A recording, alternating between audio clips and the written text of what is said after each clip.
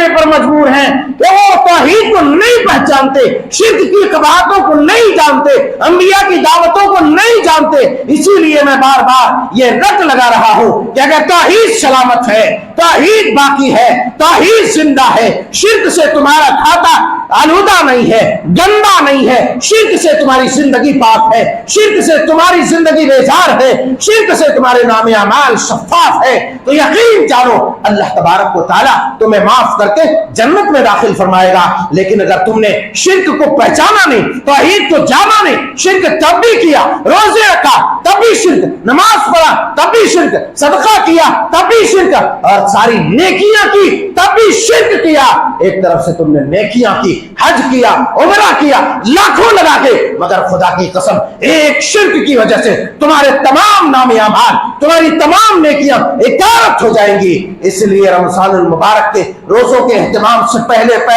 شرک کو جان کر شرک کی گندگی سے اپنے آپ کو پاک کرنے کی کوشش کرو۔ گالیاں دینے سے کچھ بھی نہیں ہوتا،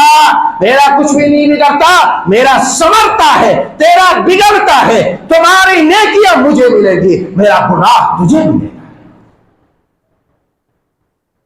توحید کی فضیلت بیان کرنے پر آج بھی گالیاں دی جاتی ہے، مدینے مکہ کے مصطفیٰ کو بھی گالیاں دی جاتی تھی، 1.25 لاکھ سے تقریباً زائد انبیاء کو گالیاں دی جاتی تھی، ان کو پاگل دیوانہ کہا جاتا تھا،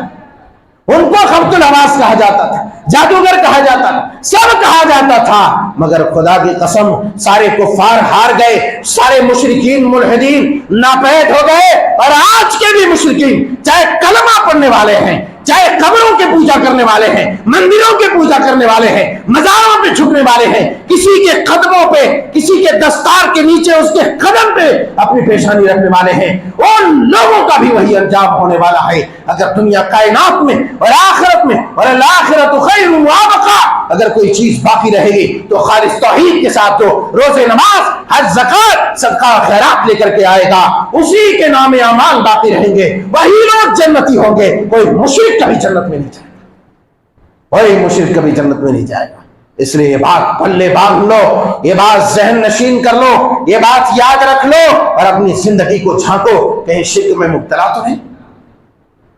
ورنہ لاکھ جہنم کے دروازے بند ہو گئے، تمہیں ریڈ کرنا پڑے گا، اور پھر جہنم کا دروازہ جب کھلے گا تو دھکے دے کے اس میں ڈال دیا جائے گا، کوئی نہیں بچا سکتا۔ جنت کے جو دروازے کھلے ہوئے ہیں وہ موحدین کے لیے، توحید کے پرستاروں کے لیے، جو اللہ کے ذات و صفات میں، اس کے معاملات میں کسی کو شریک نہیں ٹھہراتا، اس کے لیے جنت کا دروازہ کھلا ہوا ہے۔ تم قبروں پہ جا کے مالے چڑھاتے رہو، تم قبروں پہ جا کے سر پیٹتے رہو، چادریں چڑھاتے رہو، نیاز فاتحات کرتے رہو، خدا کی قسم تم پورے سال روزہ رکھو، تمہارے ان روزوں کی اللہ کے یہاں کوئی اہمیت نہیں ہے، کوئی حیثیت نہیں ہے۔ وہ گندگی سے بھی بڑھ کر کوئی حیثیت نہیں ہے اس کی، کیونکہ شرک خود ایک گندگی ہے، اور گندگی لے کر کے آؤ گے اللہ تمہیں ٹھکرا دے، اور توحید لے کے آؤ گے منہ سے بدبو آئے گی تو اللہ کہے گا یہ میرا پیارا بندہ ہے، اسے لے آؤ، یہ روزہ رکھنے والا ہے، اس کے لیے خاص دروازہ ہے، اس میں داخل کر۔